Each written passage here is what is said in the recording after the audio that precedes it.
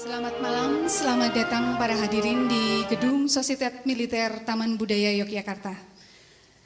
Kami mengucapkan terima kasih atas kesediaan para hadirin semua untuk menghadiri pentas monolog pada malam hari ini. Dan pertunjukan ini akan terlaksana karena dukungan dari Yan Jangkrik Production, Taman Budaya Yogyakarta, media massa, elektronik maupun cetak, serta rekan-rekan jurnalis.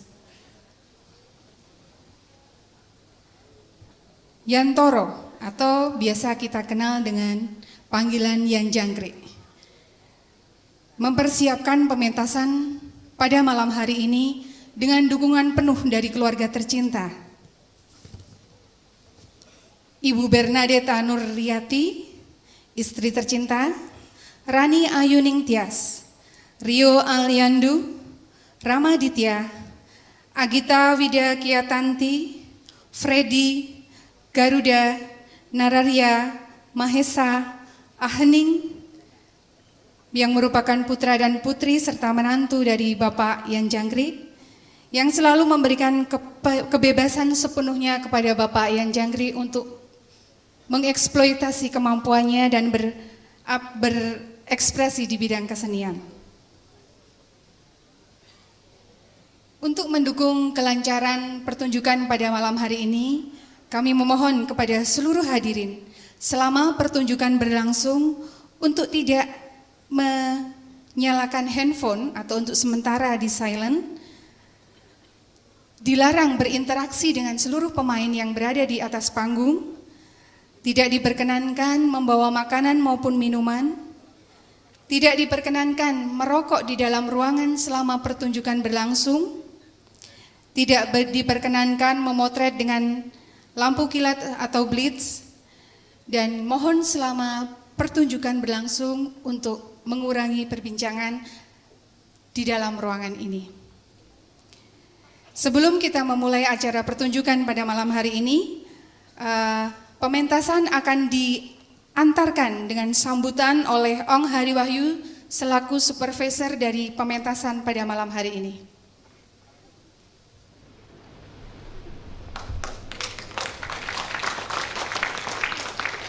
Oke, selamat malam, selamat datang di Gedung Sosietat Taman Budaya Yogyakarta.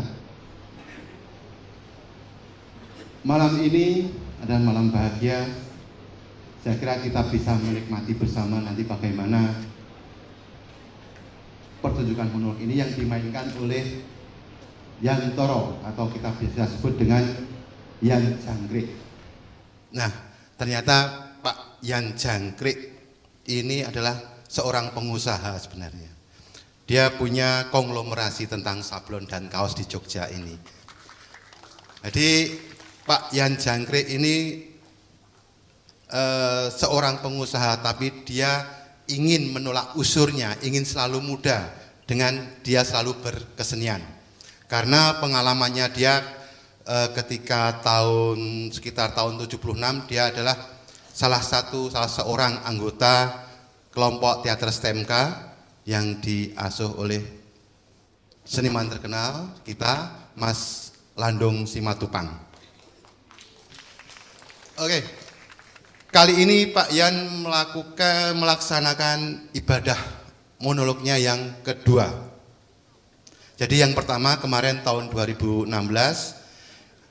dia mementaskan naskahnya W.S. Rendra dengan Mencari Bapak yang disutradarai oleh Sawung Jabo. Nah, saat ini Pak Yan akan menampilkan yang kedua, dan naskah yang dipilih adalah naskah yang ditulis oleh Wani Darmawan. Wani Darmawan adalah juga seorang aktor, seorang penulis, aktor laga karena dia pernah ikut film Tongkat Emas gitu. Dan seorang pendekar yang sebenarnya, Wani. Oke, tak usah lama-lama, marilah kita saksikan monolog oleh Yan Jangkrik, Samurai Sakate. Selamat menyaksikan.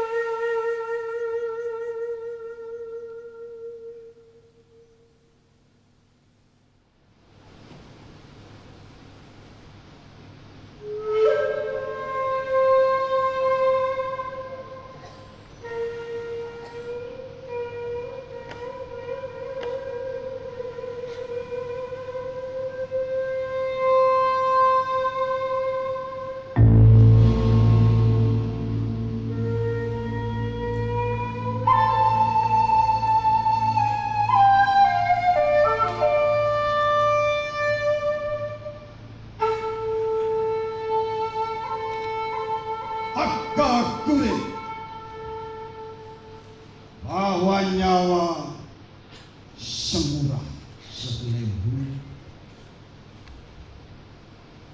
Ia tidak berarti apa-apa bagi mereka yang mencintai kematian untuk membela kehidupan.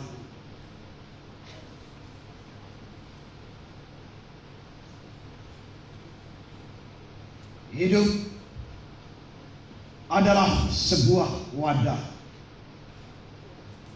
Mati adalah kemuliaan yang hidup. Itulah yang selalu diajarkan oleh para leluhur saya. Saya adalah 13 turunan Saigo Takamori.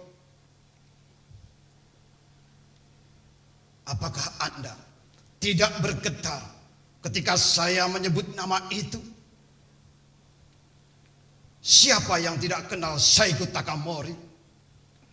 Orang yang selalu tunduk dan patuh kepada aturan kehidupan, menjunjung tinggi kehormatan,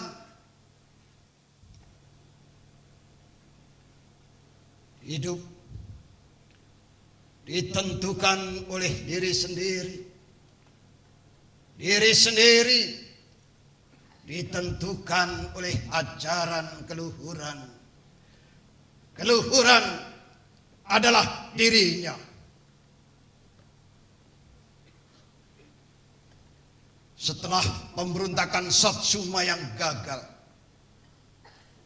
ia memutuskan hidupnya sendiri, mengakhiri hidupnya sendiri di bawah hantaran sebilah tantu yang tajamnya 100 kali tipisnya angin. Ya, saya Saigo Sakate, anak turun dari Saigo Takamori, takkan kucelakan amal leluhur saya dalam membela kehormatan dalam kehidupan. Anda tahu apa yang diajarkan Saigo Takamori kepada anak cucunya?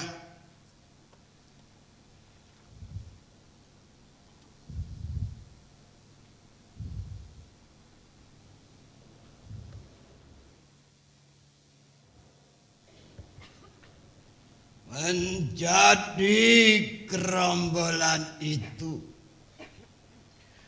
tidak membutuhkan kemampuan khusus. Itu cuma semudah berak. Padahal kau bukan tai. Menjadi mempribadi itu kerja ahli. Tak mudah. Tetapi siapa bilang hidup bukan pertaruhan? Jangan lembeng. Kalau kau sudah memilih, kenapa takut? Kalaupun kau takut berjalan sendiri, bentuklah gerombolan sendiri. Meskipun yang kau pimpin cuma kopet, tetapi itu kopetmu sendiri. Tahukah kau tentang revolusi? Revolusi adalah perjumpaan baru menuju sikap baru. Kalau dalam hidupmu, dalam keseharianmu, kamu tidak bisa memperbaharui hidupmu, berarti kamu sudah mati. Banyak orang yang kelihatannya hidup, tetapi sesungguhnya ia sudah mati.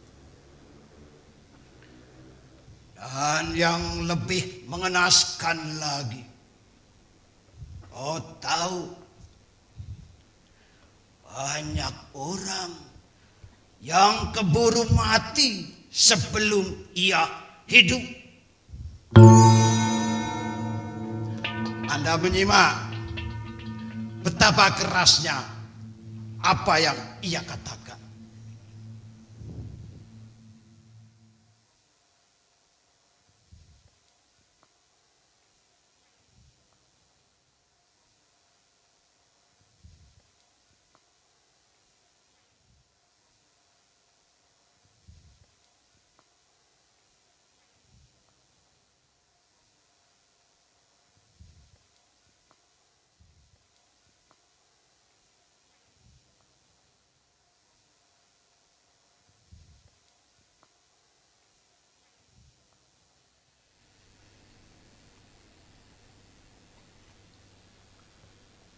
Hanya orang yang tidak berdaya yang layak sedih.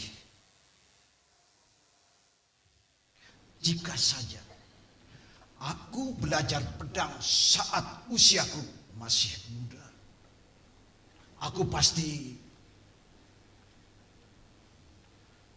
Kenapa ada kata jika? Hanya orang yang ketinggalan kereta saja yang selalu dan perlu bicara jika. Sebenarnya semua itu biasa saja, bahkan sangat sederhana. Mungkin sebagaimana orang melakukan pekerjaannya. Sederhana. Kalau itu sederhana, lantas apa yang memberati kakimu sehingga kamu tidak mau beranjak dari keangkuhanmu, harga dirimu, kehormatanmu?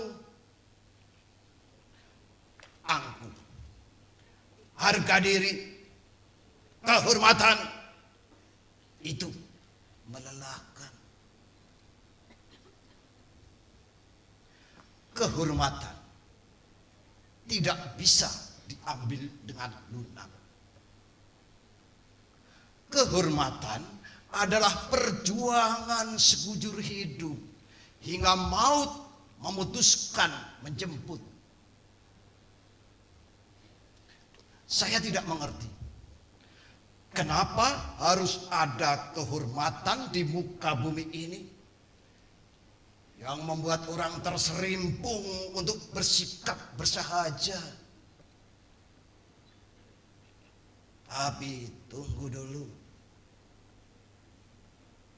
Bukankah kehormatan itu juga sesuatu yang bersahaja? Ya. Seperti saya hanya ingin bekerja dengan selamat, bekerja dengan keberadaan saya sendiri. Tetapi kalau penistaan yang saya dapatkan, saya merasa bahwa harta benda, uang tidaklah penting. Maksud saya bukan nomor satu. Kehormatan menjadi nomor satu, menjadi penting. Maka saya keluar dari rumah Tuhan besar itu, Tuhan yang sudah lama saya abdi. Sebab kehormatan tidak bisa diambil dengan lunak. Kehormatan adalah perjuangan sekujur hidup hingga maut memutuskan menjemput. Nah, apa mau dikata? Inilah kodrat saya. Saya bukan orang sembarangan kan? Saya memang tidak sehebat leluhur saya. Tetapi darah yang mewarnai dan bergolak di nadi saya bukan darah asal-asalan. Ini bukan mau saya. Kalau saya menjadi orang yang penuh ritus, penuh tatanan, pemberani, dan sekaligus tega hati. Jangan salahkan saya. Ini maunya darah saya. Darah saya faktor keturunan. Karena itu jangan coba-coba main-main dengan saya. Jangan pernah pedang saya ini sampai terlolos dari sarungnya. Sebab ia tak akan kembali sebelum menghirup darah saudara. Sesungguhnya saya memang seorang samurai yang layak dihormati, layak disegani. Tetapi seperti yang Anda tahu, Bahkan leluhur saya telah kalah melawan restorasi Meiji.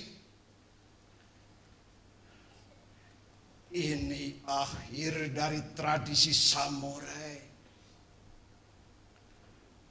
Para samurai disuruh menyerahkan nyawanya. Maksud saya, bukankah wakisasi itu nyawa?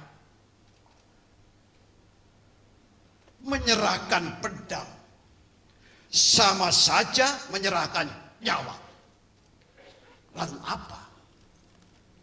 Para samurai disuruh berdagang, mencoba peruntungan baru dengan bisnis sate babi misalnya, atau jualan sayur organik, paboya imam, sekika,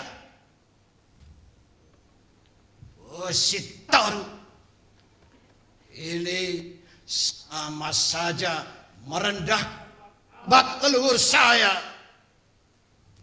Saya Saigo Sakate, cicit dari Saigo Takamori, samurai terakhir saat melawan pemberontakan Satsuma, tidak akan tunduk dengan kerasnya kehidupan. Ushitaru Moroshiku Shikubeshi Eshitoniki Sekika Sekika.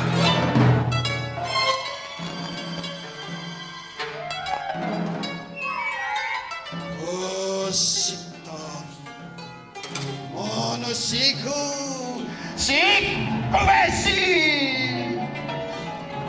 Sekika Oshitaru Monoshiku Shikubeshi Eshitoniki Oshitaru Sekika Sekika Sekika Oshitaru Shikubeshi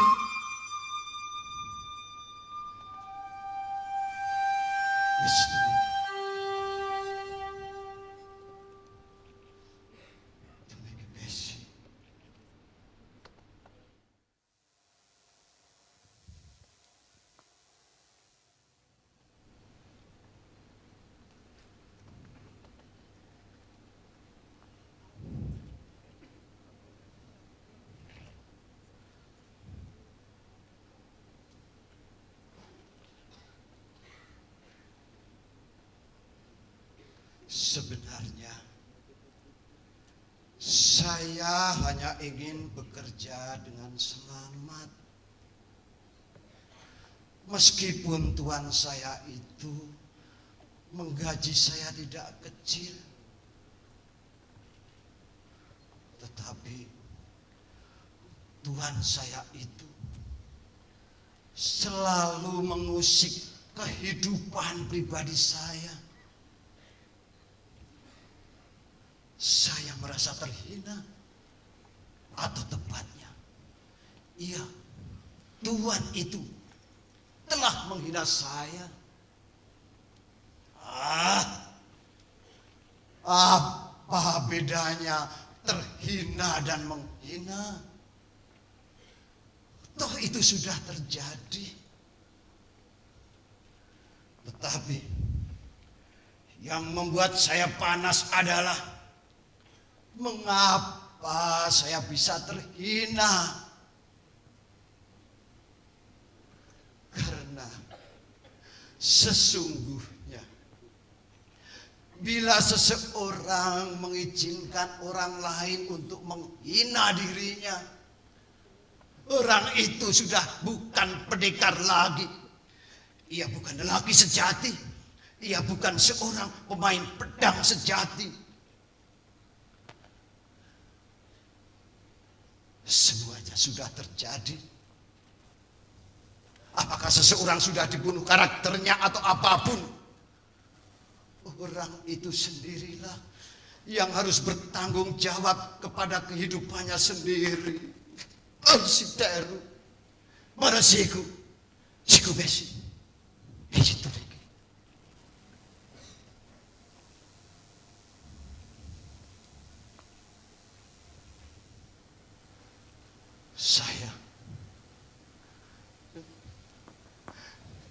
Saya lelaki yang payah. Saya gagal mengemban amanat samurai. Masjid mana siku besi. Seharusnya sebagai seorang samurai saya pantas melakukan seppuku. Saudaraku, mana siku besi. Tapi tahukah Anda, jangankan menjublas perut sendiri, melihat ayam disembelih, begitu darah mengucur, bukan ayamnya yang menggelebar, tetapi saya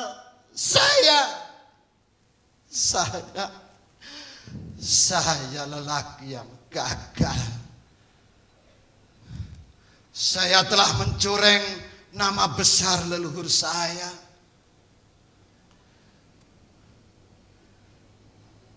Saya sudah pergi dari kuil ke kuil. Kuil Siga yang kecil tetapi hening, hingga kuil besar Enryakuji yang dulu pernah dilantakkan oleh Oda Nobunaga. Saya datang sekedar bertanya kepada leluhur saya, tetapi saya tidak mendapatkan apa-apa. Biang, hari sudah siang. Apa latihanmu itu sudah selesai?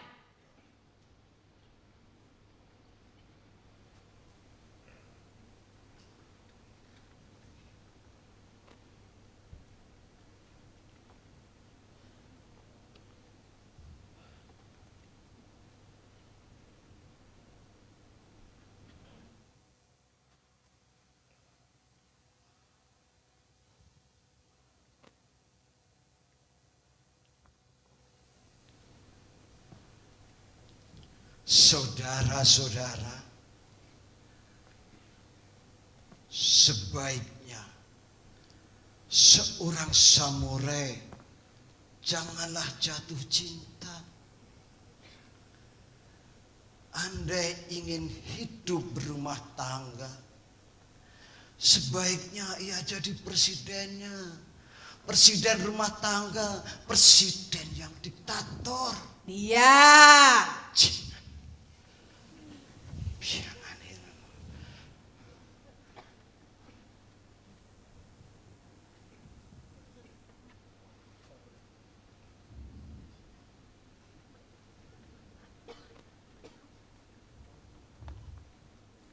Saudara-saudara, menurut leluhur saya, Biang.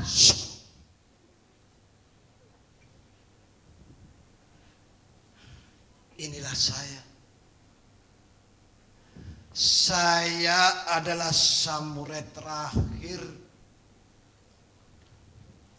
yang tidak bisa apa-apa. Saya tahu saya punya tanggung jawab. Tetapi tolonglah, tunggulah, beri saya waktu.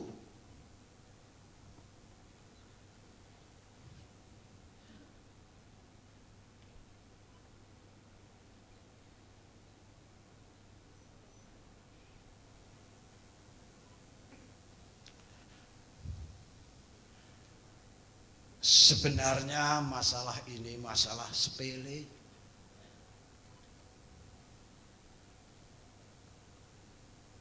Saya keluar dari tempat tuan saya yang saya ikuti karena saya tersinggung. Ya, karena saya tersinggung, ia bersikap dan menunjukkan sikapnya lewat bahasanya bahwa saya bukan siapa-siapa. Saya cuma lelaki yang tidak berarti kalau tidak ikut dia. Saya cuma seorang parasit karena dia adalah pohon besar. Ia menghinakan saya. Memangnya siapa dia? Kanon dewa perang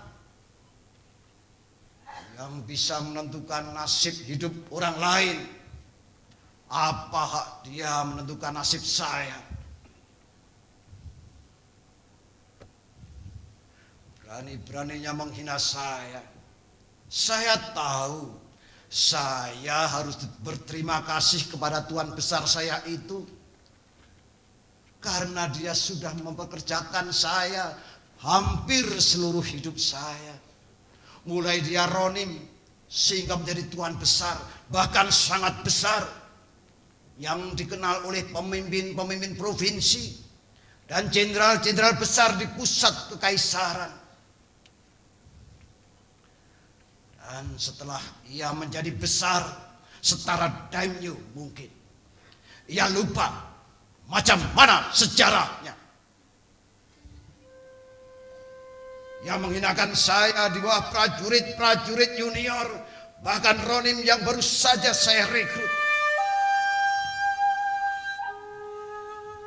Sesungguhnya saya tahu apa yang dilakukan Tuan besar saya itu bukan untuk saya, tetapi ia sedang mencari sansak untuk menghajar masa lalunya.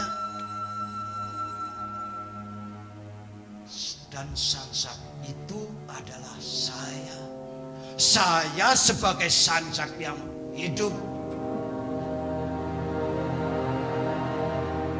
Perkara dia dendam dengan masa lalunya, itu bukan urusan saya. Tetapi ketika ia menghinakan saya di depan prajurit-prajurit rendahan, itu adalah urusan saya. Saya menolak untuk dihinakan. Saya melakukan perlawanan. Kalau perlawanan saya ini adalah perlawanan konyol, saya memutuskan untuk keluar dari rumah Tuan besar saya itu dan bertekad bulat untuk bisa mandiri. Meski kerak beras dan debu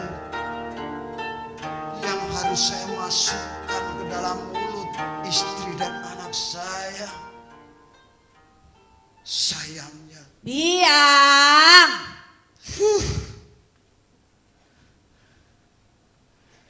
Nah, sayangnya,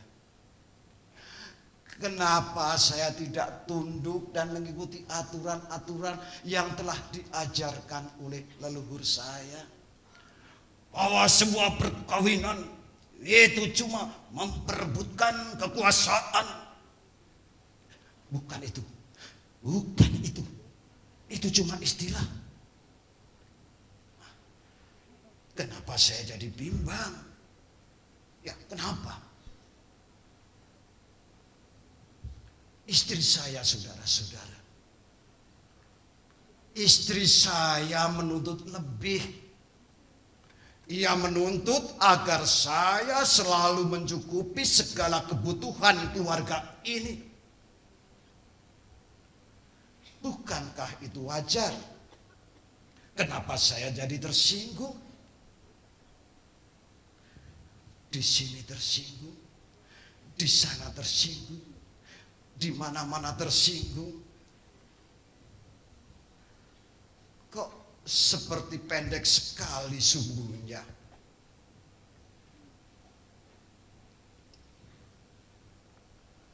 Apakah setiap hari saya harus tersinggung, kemudian bangkit dari ketersinggungan itu lalu membuat karya? karya yang membanggakan istri dan anak saya. Iya. Ah! Omong kosong. Daripada menjadi ekor yang menempel di pantat gajah, lebih baik menjadi kepala di tubuh tikus.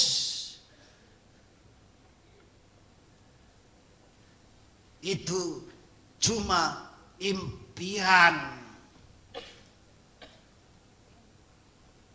Manusia mempunyai keterbatasan tenaga, kreativitas, dan waktu.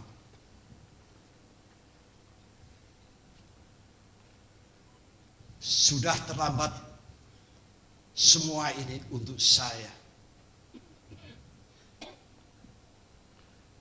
Ini memang ujian yang sangat sulit bagi saya. Seperti halnya ujian UMPTN atau ujian nasional.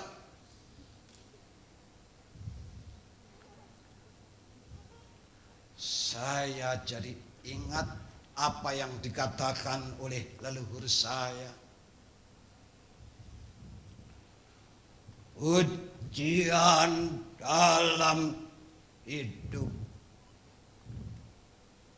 Janganlah kau isi dengan sesuatu yang gelebiar dan hanya eksistensi atau kursi kekuasaan, melainkan sesuatu yang bersifat keseharian, yang bersifat dan bermanfaat bagi manusia lain. Kalau hari-harimu hanya kau isi dengan sesuatu yang gelebiar, itu namanya omong kosong. Kamu bukan pemain pedang sejati. Biang. Iya.